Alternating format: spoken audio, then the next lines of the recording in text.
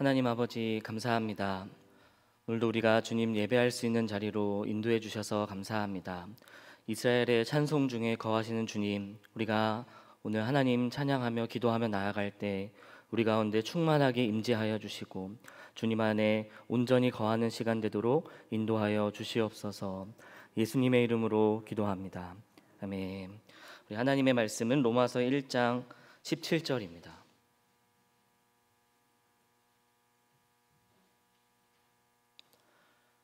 로마서 1장 17절 말씀, 우리 한 절인데요, 한 목소리로 함께 읽도록 하겠습니다. 시작.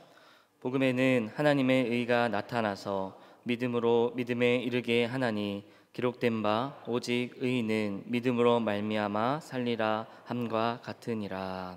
아멘. 예, 우리 한 번만 더 인사하실까요? 우리 앞뒤 좌우에 있는 성도님들에게 우리 잘 오셨습니다. 네. 오늘은 찬양 예배입니다. 그래서 제가 말씀 중간에 우리 함께 찬양하는 시간이 있고요. 다 함께 찬양하는 곡도 있고, 우리 대표로 한 분이 어느 부분 특송을 하시고 또 함께 부르고 뭐 이런 식으로 오늘 함께 은혜를 나누려고 합니다. 여러분, 그래서 찬양하실 때 부끄러워 마시고 여러분 함께 입술을 열어서 크게 하나님 찬양했으면 좋겠습니다. 요즘 드는 생각은 기독교가 기억해야 될 중요한 날을 세상이 많은 다른 문화들로 가리우고 있지 않나라는 생각이 듭니다. 10월 31일은요, 우리 개신교에게 있어서 너무나도 중요한 날입니다. 그날은 종교개혁 기념일입니다. 그래서 오늘 우리가 함께 이 종교개혁에 대한 이야기를 살펴보고 우리가 돌아보고 생각해 봐야 될 내용들을 나누며 찬양하는 시간이 되기를 원합니다. 오늘 찬양 예배를 준비하며 제가 개혁이 무엇인가에 대해서 한번 생각해 봤습니다. 여러분, 개혁이 뭐라 생각하십니까? 가만히 생각해 보니 개혁은요, 새로운 것을 찾아내는 것이 아니었습니다. 뭔가 기발한 것을 발견해서 그것을 가지고 새로운 일을 일으키자라는 것이 개혁이 아니었습니다. 개혁은요, 지키는 것입니다. 종교 개혁은 지켜진 날입니다. 개혁가들로 인해 말씀의 가치가 지켜진 날입니다. 루터가 새로운 진리를 발견한 게 아닙니다. 이미 성경 안에 다 기록되어 있던 내용들을 새롭게 발견하고 우리가 지켜야 될 것이 무엇인가를 발견한 것입니다. 그래서 교회 문제를 비판했고 삶을 걸고 말씀의 가치를 지켜낸 사건이 바로 종교개혁입니다. 교회 역사를 살펴보면 교회는요, 늘 무언가를 지키며 여기까지 왔습니다. 1세기 성도들로부터 시작해서 지금에 이르기까지 지켜진 것들이 있습니다. 그 지켜진 것들로 인해서 저와 여러분이 이 자리에 있고요, 우리가 하나님을 예배할 수 있게 된 줄로 믿습니다. 이러한 관점에서 종교개혁을 생각해 본다면 개혁은 예수님이 오신 그때부터 지금까지 계속되고 있는 이야기입니다. 오늘 우리는 이전의 믿음의 선조들이 지킨 내용들을 함께 나누며 찬양하고 기도하는 시간이 되기를 원합니다. 총 4파트로 나눠서 살펴볼 텐데요, 우리가 지켜야 될 것을 함께 고백하며 주님 주신 은혜를 누리는 시간 되기를 소망합니다. 첫 번째는 1세기 성도들이 지킨 내용입니다. 그것은 십자가 사랑입니다. 한번 따라해 볼까요? 십자가 사랑. 여러분, 교회가 당면한 가장 첫 번째 위기, 그 위기는 언제였을 것이라 생각하십니까? 때는 AD 60년대입니다. 존 로빈슨이라는 학자가요, 이런 이야기를 합니다. 60년대가 되자 한 세대가 모두 사라졌다. 우리 주님은 우리에게 어떻게 약속하셨죠? 마태복음 24장 34절에 보면 내가 진실로 너희에게 말하노니 이 세대가 지나가기 전에 이 일이 다 일어나리라 하셨습니다. 그런데 그 당시 많은 이들이 영광 중에 오실 그리스도를 보지 못하고 죽기 시작합니다. 한 세대가 지나가는데 아무런 변화가 없는 겁니다. 오히려 더 고난이 찾아오고 믿음을 살아가는 그들의 삶은 더 힘들어질 뿐입니다. 당시에는요, 기독교 외에도 많은 신흥 종교들이 탄생했다 합니다. 많은 신흥 종교가 초기에는 성장하는 것처럼 보이다가 창시자가 죽거나 그의 말이 와해되기 시작할 때에 공동체가 무너졌다 합니다. 교회는 지금 그러한 위기에 있는 겁니다. 정경으로 채택되지 못했지만 베드로 행전에서 우리는 교회가 이러한 위기를 어떻게 극복했는지를 볼 수 있는 대목이 있습니다. 제가 한번 읽어드리겠습니다. 형제들이여, 우리가 도망자처럼 행동해야 합니까? 그러나 그들은 베드로에게 말했다. 아니요, 다만 당신은 계속 주님을 섬길 수 있도록 하기 위함입니다. 그래서 베드로는 형제들의 말을 받아들이고 자신의 뜻을 굽혔다. 당신들은 나와 함께 가지 말아요. 나는 변장하고 혼자 떠나겠소. 베드로가 성문 밖으로 나올 때 주님이 로마로 들어가는 모습이 눈에 들어왔다. 주님을 본 베드로는 말했다. 주님, 어디로 가십니까? 이게 그 유명한 쿼바디스 도미네입니다. 주님은 베드로에게 말씀했다. 십자가에 못 박히러 간다. 주님, 또다시 못 박히시렵니까? 베드로가 묻자 주님이 그에게 말했다. 그렇다. 베드로야, 나는 다시 못 박힌다. 그 말에 베드로는 정신을 번쩍 차렸고 이내 주님이 천국으로 올라가시는 모습이 눈에 들어왔다. 그 후 베드로는 자신에게 일어날 십자가 처형을 두고 주님이 나는 십자가에 못 박힌다고 말씀하셨음을 인하여 기쁨을 울리고 로마로 돌아갔다. 그리고 베드로는 순교합니다. 전승에 의하면 십자가에 거꾸로 달려서 베드로가 순교했다 합니다. 커바디스라는 영화가 있는데요. 영화에 보면 콜로세움에서 성도들이 사자박이 되기 직전에 베드로가 등장을 합니다. 그리고는 온 회중 앞에서 당당히 기도합니다. 하나님, 저들의 영혼을 받아 주십시오. 고통을 덜어주시고 영원한 아버지 품에 안아 주십시오. 그리고는 베드로도 체포를 당합니다. 그리고 베드로가 도망갈 수 있었으나 다시 돌아와 하나님께 그 드린 기도로 인하여서 그 자리에서 순교를 합니다.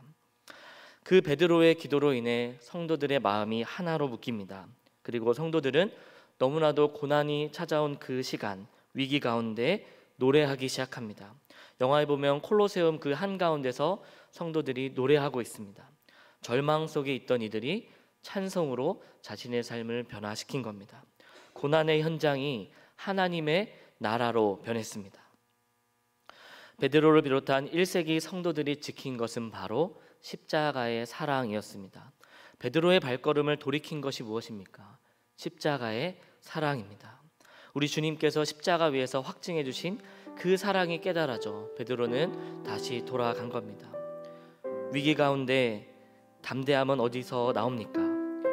십자가의 사랑이 선명해질 때 담대히 믿음의 걸음을 우리가 걸을 수 있게 되는 줄로 믿습니다.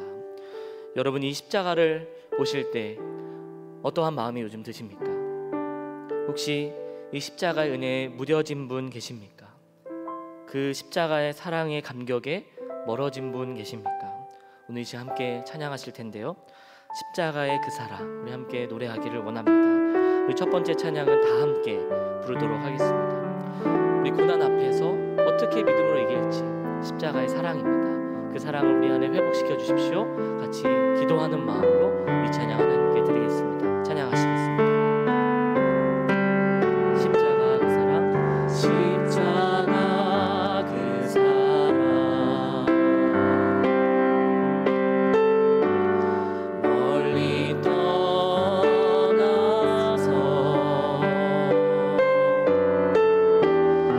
무너진 나의 삶 속에 잊혀진 주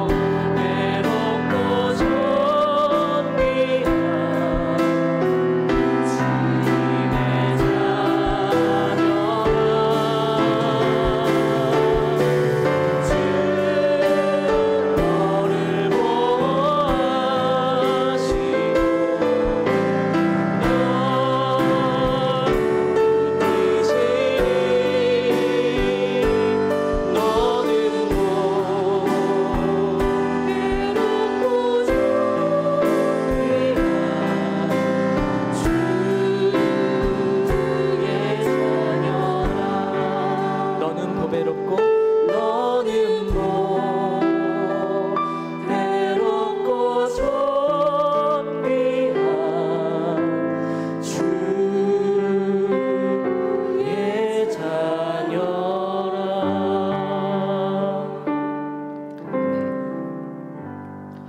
두 번째는 전 개혁가들이 지킨 것을 살펴보고자 합니다. 그들이 지킨 것은 선한 능력입니다. 마틴 루터가 혼자서 개혁의 바람을 일으킨 것이 결코 아닙니다. 우리는 쉽게 루터 혼자서 개혁을 일으켰다라고 생각하기도 합니다. 그렇지만 한번 우리 생각해 봅시다. 어느 날 갑자기 누군가가 깃발을 들고 일어나서 새로운 이야기를 하기 시작합니다. 그리고는 그 이야기를 듣고 온 나라, 온 백성, 온 유럽이 그 이야기를 따르고 일어날 가능성이 얼마나 있다고 보십니까? 사실 그럴 가능성은 거의 없습니다. 이미 루터 이전에 개혁의 목소리들이 계속해서 있어 왔습니다. 전 개혁가들의 소리도 인하여 그 목소리에 동의하는 사람들이 있었고, 교회의 불만을 가지고 비판적인 시각에 눈을 뜬 사람들이 있었다는 겁니다. 오늘은 우리가 두 명을 살펴볼 텐데요. 존 위클리프와 얀 후스라는 사람을 살펴보겠습니다. 존 위클리프는 영국 출신의 신학자입니다. 그는 당시에 로마 가톨릭의 부패와 타락, 성서의 가르침에서 멀어진 모습을 정면으로 비판한 사람입니다. 그런데 여러분, 이거는 엄청난 일입니다. 당시의 교회는 가장 큰 권력을 쥐고 있을 시대입니다. 교회가 주장하는 것에 반대되는 입장을 펼쳤다가는 적그리스도로 낙인 찍혀 죽을 수도 있었던 시대입니다. 그런 시대에서 위클리프는 담대히 자신의 주장을 펼칩니다. 그가 했던 유명한 말은 이것입니다. 진리의 근원은 교황과 교회가 아니라 성경이다. 이는 당대의 엄청난 이야기였고, 사람들로 하여금 교황에게도 오류가 있을 수 있구나라는 것을 알게 해준 시각을 열어준 사건입니다. 당연히 교황청은 그를 고운 시선으로 보지 않았습니다. 옥스퍼드 대학에서 교수직을 박탈하고 그를 시골 마을로 쫓아냅니다. 그 조용한 시골 마을에서 위클리프는 하나님의 뜻을 묻고 자신을 이곳에 보낸 이유가 성서를 영어로 번역하기 위함이라는 것을 깨닫게 됩니다. 평범한 사람들이 그 성경을 읽을 수 있도록, 교황이 최고의 권위가 아닌 성서가 최고의 권위다라는 것을 사람들이 알 수 있도록 자신의 삶을 헌신합니다. 그래서 1382년 최초의 영역본 성경이 번역이 됩니다. 존 위클리프의 별명이 하나 있는데요. 종교개혁의 새벽별입니다. 삶을 걸고 목소리를 낸 개혁의 첫 출발점에 이 위클리프가 있었다라는 겁니다. 얀 후스를 살펴보겠습니다. 얀 후스는 앞에서 나온 위클리프의 영향을 받은 체코 사람입니다. 얀 후스는 체코의 가장 영향력 있던 프라하 대학의 총장을 지내기도 했는데요. 당시 체코, 보헤미아는 영국과 매우 우호적인 관계였습니다. 많은 젊은이들이 영국으로 유학을 가게 되었고요. 그곳에서 위클리프의 사상을 접하게 됩니다. 얀 후스 역시 성서의 가르침에서 멀어진 로마 교황청을 비판하며 성서의 권위를 주장한 사람입니다. 그는 1414년 콘스탄스 공의회에 소환되어 재판을 받게 되어 다음해 7월 6일에 화형을 당하게 됩니다. 이때 교황청은 그러한 주장이 가능한 이유가 앞에서 나왔던 위클리프 때문이라고 여기고, 이미 죽은 지 30년이나 지난 위클리프의 무덤을 파헤치게 하고 그의 시신을 함께 불태우게 했습니다. 위클리프와 얀 후스 같은 전 개혁가들의 순교가 없었다면 여러분, 종교개혁은 이루어질 수 없었을 것입니다. 계란으로 바위치기 같은 일을 한 사람들이 있습니다. 무모해 보는 도전들을 하고 순교의 피를 흘린 자가 있습니다. 그들은 칼을 들고 싸우지 않았고요. 그들은 선하신 하나님의 능력을 붙든 사람들입니다. 이렇게 보면 종교개혁은요, 칼과 선한 능력의 싸움이었습니다. 로마 교황청은 칼을 들었습니다. 그렇지만 개혁가들은 성서를 들었습니다. 그들은 폭력이 아닌 믿음을 붙잡았습니다. 종교개혁은 믿음의 삶이 칼을 이긴 사건인 줄로 믿습니다. 사랑하는 여러분, 우리는요, 믿음 안에서 승리를 보아야 합니다. 선한 능력이 무엇입니까? 사랑과 용서, 기도와 말씀, 성령의 검이 우리의 무기입니다. 이것들을 들고 우리 앞에 다가온 삶의 문제 앞에 서셔야 합니다. 요즘 어두운 터널을 지나가고 계신 분들 계십니까? 선하신 주님의 능력을 의지하시기를 축복합니다. 이 시간 우리 한 번 더 찬양하실 텐데요, 선한 능력으로 라는 찬양입니다. 본회퍼 목사님이 그 어두운 터널에서 믿음을 고백한 찬양입니다. 선하게 이루실 주님을 기대하시고 선한 능력이 승리라는 것을 믿으시고 우리가 함께 찬양하시며 주님 앞으로 나아가도록 하겠습니다.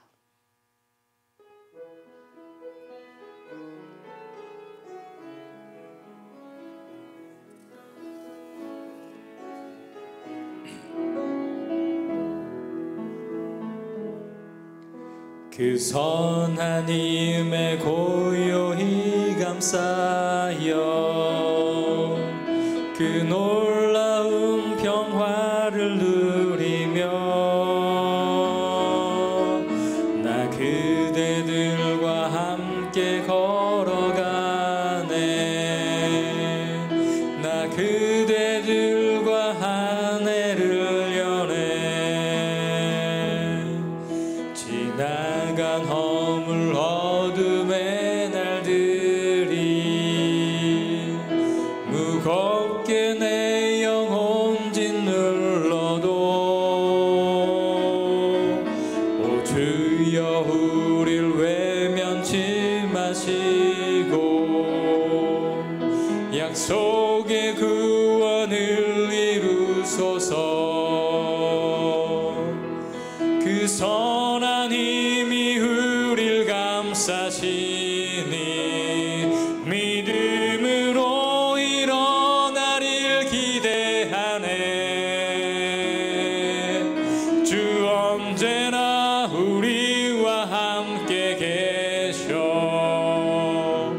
하루 또 하루가 늘 새로워.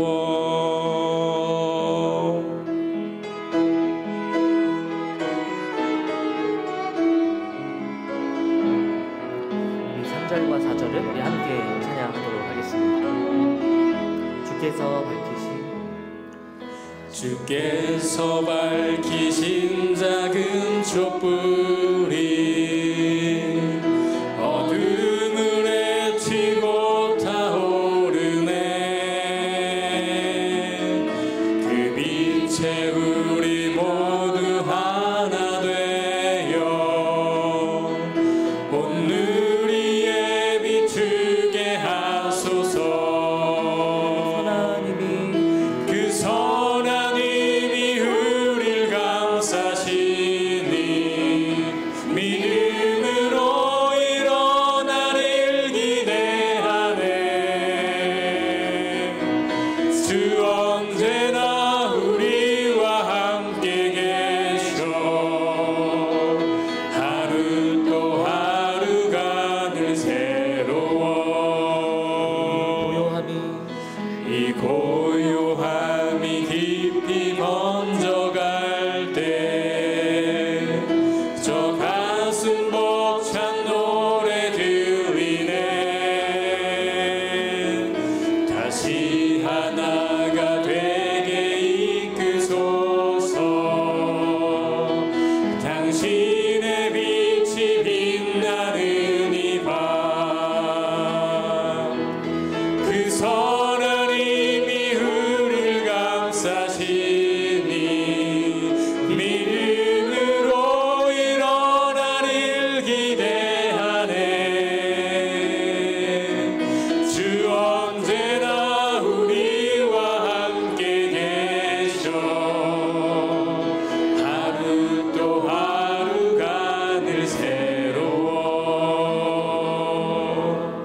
하루 또 하루가 늘 새로워.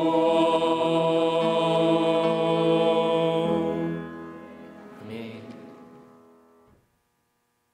우리 세 번째로 나눌 내용은 마틴 루터가 지킨 이야기입니다. 루터가 지킨 것은 말씀입니다. 종교개혁이 일어날 수 있었던 요인 중 하나는 요즘 우리 시대가 겪고 있는 어려움과 비슷한 내용이 있습니다. 흑사병이라 불리는 14세기의 전염병과 전쟁입니다. 유럽 인구의 3분의 1이 이 전염병으로 인하여서 죽었다고 합니다.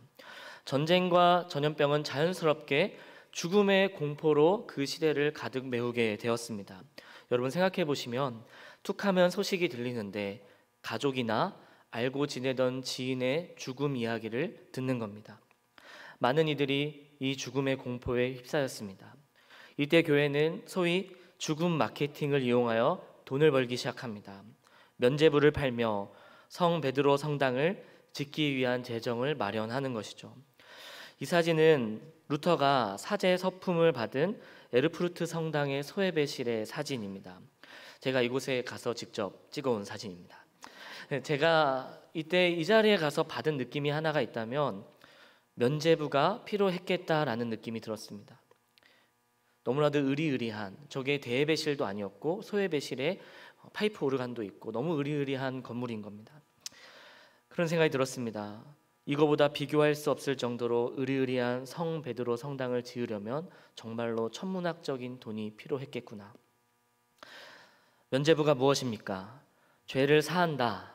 이 종이만 주고 돈을 주고 사면 내 죄는 물론 지금 죽어서 연옥에 있는 가족들의 죄도 사해준다라는 것이 면죄부입니다. 루터가 1517년 비텐베르크 성당 문 앞에 붙인 95개조의 반박문에 주된 이야기는 사실 이 면죄부에 대한 비판입니다. 그 중에 한 대목을 오늘 제가 한번 읽어드리겠습니다. 28조와 32조입니다. 돈이 연복에 안에서 딸랑 소리를 낼 때에 이득과 탐욕이 증가한다는 것은 틀림없는 사실이다. 성직자의 대행적 기도의 응답 여부는 하나님의 선하신 뜻에만 달려있다. 누구든지 사면증을 받고 자기가 구원받았다고 확신하는 사람은 저들의 선생들과 다 함께 영원히 저주를 받을 것이다. 면죄부는 탐욕이라는 말, 용서는 하나님께만 있다는 말, 면죄부를 믿는 것은 저주받을 일이라고 주장한 말, 모두 엄청난 이야기입니다. 이러한 과격한 말을 할 수밖에 없었던 이유가 무엇입니까? 이미 당시에 많은 이들이 이 면죄부를 사고 있었다라는 증거입니다. 왜 이런 어처구니 없는 일이 일어났을까요? 이러한 일이 가능했던 것은 말씀의 무지에서 나왔습니다. 여러분, 당시의 성경은 라틴어로만 쓰여 있었다고 합니다. 공부하고요, 훈련받은 사제들이 아니고서는요, 성경을 읽을 수가 없는 겁니다. 그 당시 미사 역시 라틴어로 진행이 됐습니다. 사실 오늘날로 치면 예배에 와도 하나님의 말씀을 알아들을 수가 없습니다. 당시 성도들의 예배가 어땠을지 잠시 체험해보는 시간을 갖도록 하겠습니다. 제가 헬라어를 잘하진 않는데요, 한번 읽어보겠습니다.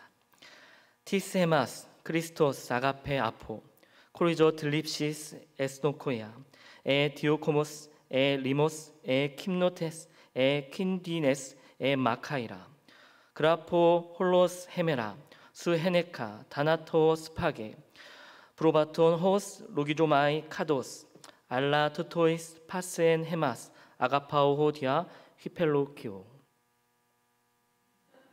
여러분, 이렇게 계속 앞에서 이야기한다 생각해 보시길 바랍니다. 안 목사님이 안 계실 때만 할 수 있는 일입니다. 여러분, 방금 제가 읽은 거는 사랑 안에서 넉넉히 이긴다라는 로마서 8장 35절에서 37절에 있는 내용입니다.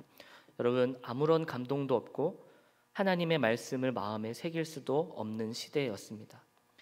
말씀의 무지가 면죄부라는 말도 안 되는 종이를 만들어낸 것입니다. 여러분, 이 사진은 루터가 숨어서 성서를 번역했다는 독일의 바르트부르크 성의 사진입니다.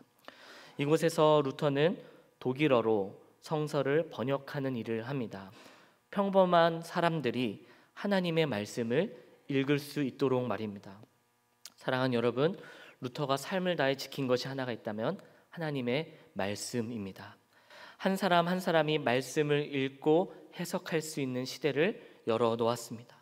말씀을 묵상하는 이 시대는요, 거저 주어진 축복이 아닙니다. 많은 이들이 희생했고요, 순교했습니다. 말씀이 우리 앞에 오기까지 많은 이들의 피가 있었다는 것을 여러분 기억하셔야 합니다. 우리에게 주어진 놀라운 축복입니다. 여러분, 말씀을 읽고 계십니까?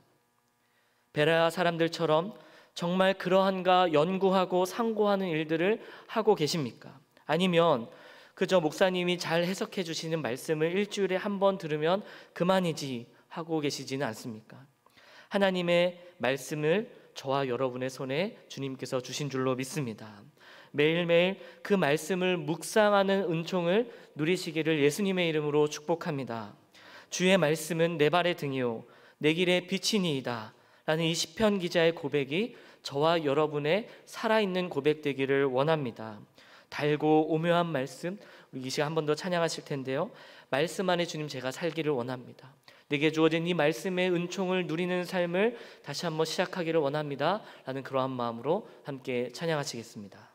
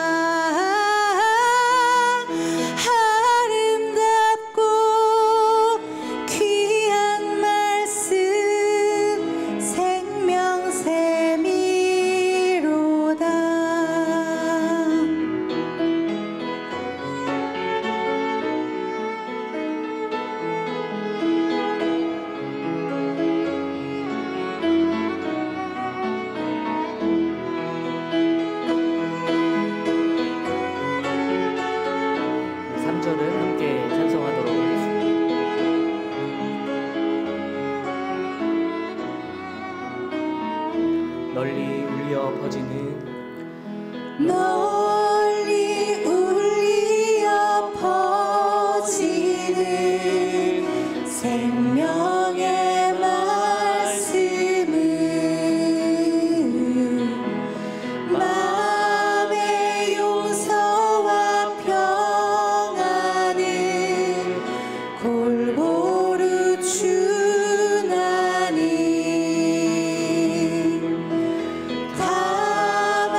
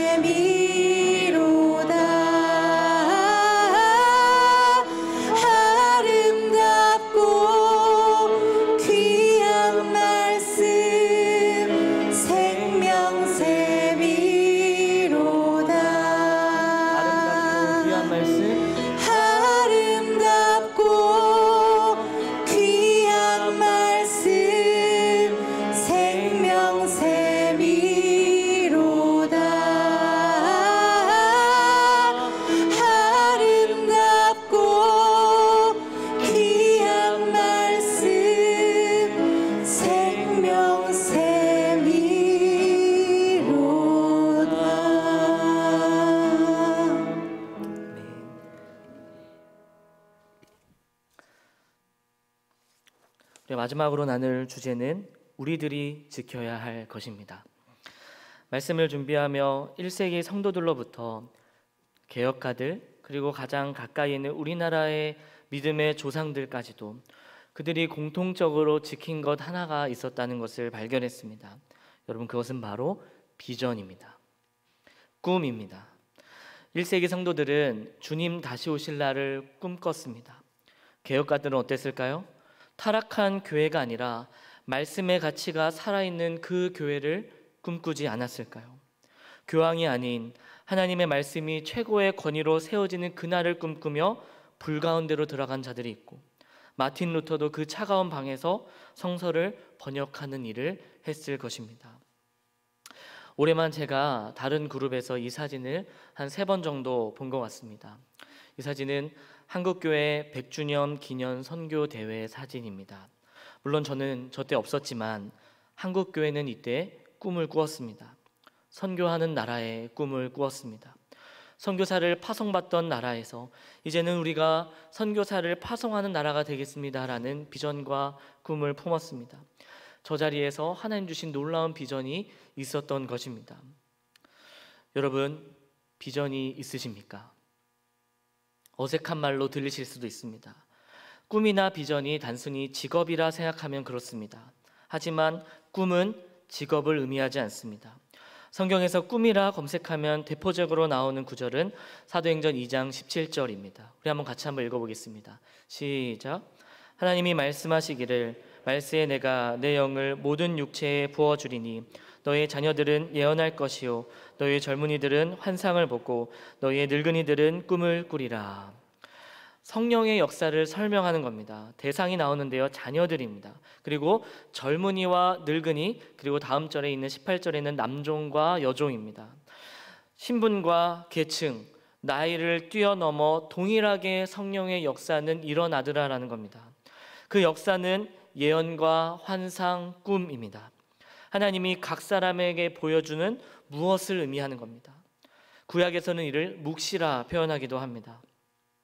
성령 충만한 자에게 나타나는 일이 있다면 비전과 꿈이 생기는 것입니다. 이럴 수 있습니다. 가정 안에서 홀로 신앙생활하는 분이 있습니다. 기도 가운데 하나님이 비전을 주십니다. 가정이 복음화가 되는 그 꿈을 꾸게 하십니다. 깨어진 가정이 있습니까? 기도 가운데 하나님께서 회복의 비전을 주십니다. 그 일을 감당하기 위해 해야 될 일들을 보여주기 시작하십니다. 어떤 분은 인생의 말년에 하나님이 내 삶을 통해 일하실 것들을 보여주기 시작하십니다. 꿈꾸게 하십니다. 잠언에서는 이런 부분을 이렇게 말합니다. 29장 18절 한번 읽어보겠습니다. 시작. 묵시가 없으면 백성이 방자히 행하거니와 율법을 지키는 자는 복이 있느니라. 비전이 있는 사람은 방자히 행하지 않습니다. 기도하고 말씀을 붙들 수밖에 없는 삶을 살아가게 됩니다. 왜냐하면 하나님의 뜻이 내 삶 가운데 이루어진 것을 꿈꾸기 때문입니다. 여러분, 반대로 비전이 없다면 어떻게 될까요? 무엇을 위해서 사는지 모르고 방황하게 될 수도 있습니다. 내가 크리스천인데, 주님의 자녀인데 믿지 않는 자들의 삶과 별반 다르지 않는 겁니다. 하나님이 주시는 무엇이 내 삶에 없다면 우리는 별반 다르지 않는 삶을 살아가게 될 것입니다. 삶의 이유와 목적이 점점 흐릿해집니다. 여러분, 종교개혁 기념주의를 보내며 우리가 지켜내고 회복해야 될 영역이 하나 있다면 이 비전이 아닌가 싶습니다. 여러분, 우리가 꿈을 꾸고 비전을 찾고 삶을 헌신할 때 우리 다음 세대 아이들도 동일하게 하나님의 그 비전 안에서 자라가기 시작할 줄로 믿습니다. 아, 저렇게 꿈을 꾸는 것이구나. 꿈은 직업이 아니라 하나님이 때때마다 보여주시는 무엇이구나 라고 우리 아이들이 우리의 삶을 통해 배울 수 있습니다. 근데 우리 아이들이 꿈을 꾸지 않는다면, 우리 아이들의 삶의 비전이었다면 어쩌면 우리는 돌아봐야 합니다. 우리가 하나님의 비전이 없는 것은 아닐까?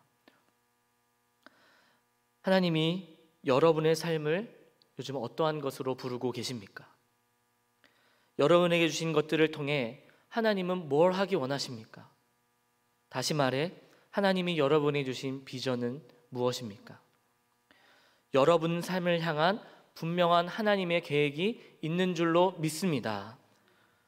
하나님이 우리의 삶에 많은 것들을 주셨습니다. 그 주신 것에는 다 이유가 있습니다. 이 땅에서 나 혼자 잘 먹고 누리고 잘 살려고 주신 것이 아닙니다. 여러분의 삶을 지금 여기까지 인도하신 하나님은 그분의 분명한 계획과 뜻이 있는 줄로 믿습니다. 이는 청년들에게만 해당되는 이야기가 결코 아닙니다. 성경에 보니 아비들도 분명 꿈을 꾸기 때문입니다. 기도하시며 성령 안에서 구하시기를 축복합니다. 묵시가 있는 자는 방자에 행하지 않고 복 있는 자의 자리로 나아갈 줄로 믿습니다. 우리 함께 마지막으로 찬양하실 텐데요, 나의 모습 나의 소유란 찬양입니다. 이 찬양은요, 내 삶이 나의 것이 아닌 주님의 것입니다 라는 고백입니다. 여러분, 이 고백 함께 들으시지 않겠습니까? 내 삶이 주님의 뜻 가운데 주님께서 보여주신 그 길로 걸어가는 그 삶이 되기를 원합니다. 여기 가사에 보면 나의 생명을 드리니 라는 가사가 있습니다. 여러분, 지금 당장 우리가 순교하자는 것이 아닙니다. 여러분, 생명은 시간입니다. 하나님이 내게 주신 시간이 있는데 내 마음대로 그 시간 쓰지 않고 내 뜻대로 살지 않고 하나님 나에게 보여주시는 그 길로 내가 걸어가길 원합니다. 나에게도 그것을 보여주십시오. 내 삶을 드리길 원합니다 라고 여러분 같이 기도하지 않으시겠습니까? 우리 함께 찬양하시겠습니다. 모두 드립니다.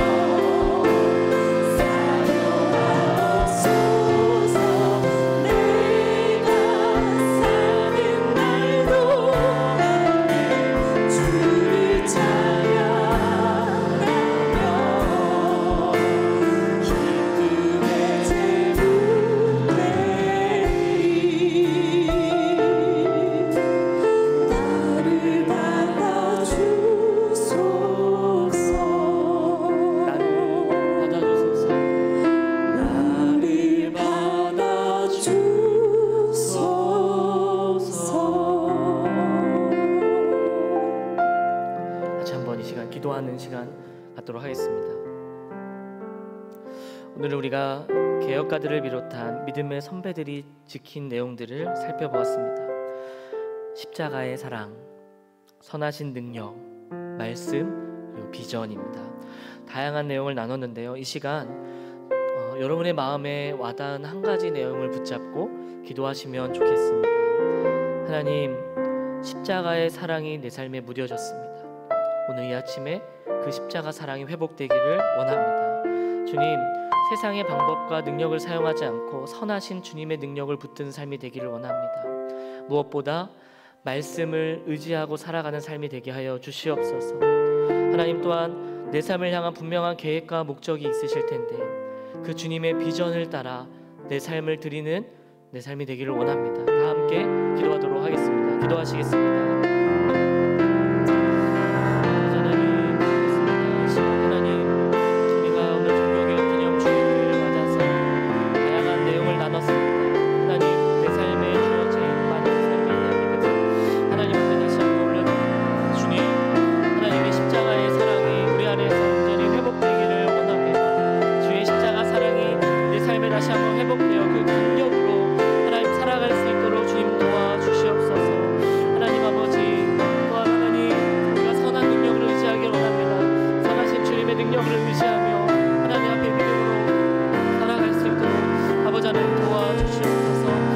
말씀을 사모하는 삶을 살기를 원합니다. 하나님의 말씀이 내 삶의 의지, 내 삶을 붙들며 하나님 그 말씀을 붙들며 살아갈 수 있도록 도와주시옵소서. 그래서 우리가 세상의 것들을 의지하는 것이 아니라 말씀 의지하며 살아가는 삶이 되기를 원합니다. 아버지 하나님 인도하여 주시옵소서. 또한 주님, 내 삶을 향한 놀라운 그 주님의 계획이 있는 줄로 믿습니다. 내 삶을 향한 놀라운 주님의 뜻이 있는 줄로 믿습니다. 하나님, 성령이 충만하면 꿈을 꾸리라 하셨는데 하나님 믿음으로 살아가는 우리 모두가 될 수 있도록 아버지 하나님 인도하여 주시옵소서. 네, 주님 함께 주시옵소서.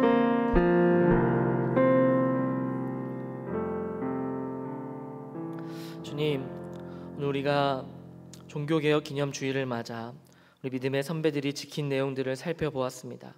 하나님, 십자가의 사랑에서 무뎌진 자들이 그 사랑을 회복할 수 있도록 인도하여 주시옵소서. 나의 방법과 경험이 아닌 선한 주님의 능력을 의지하며 승리하기를 원합니다. 하나님 또한 말씀을 사모하며 말씀을 묵상하며 말씀을 붙드는 우리 모두가 될 수 있도록 인도하여 주시옵소서. 성령이 오시면 온 세대가 주님 앞에서 하나님의 비전을 발견하게 된다 하셨는데 우리의 삶을 향한 주님의 뜻을 발견하고 나의 삶을 주님께 드리는 우리 모두가 될 수 있도록 주님 인도하여 주시옵소서. 감사하며 예수님의 이름으로 기도합니다. 아멘.